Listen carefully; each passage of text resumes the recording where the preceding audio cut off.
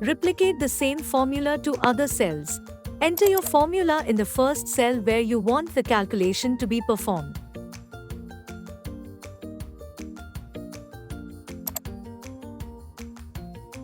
Click on the cell with the formula to select it.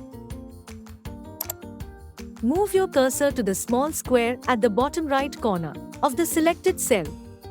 This is called the fill handle. Click and drag the fill handle to the cells where you want to replicate the formula.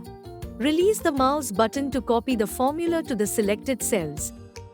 The formula will automatically adjust itself based on the relative cell references in the formula.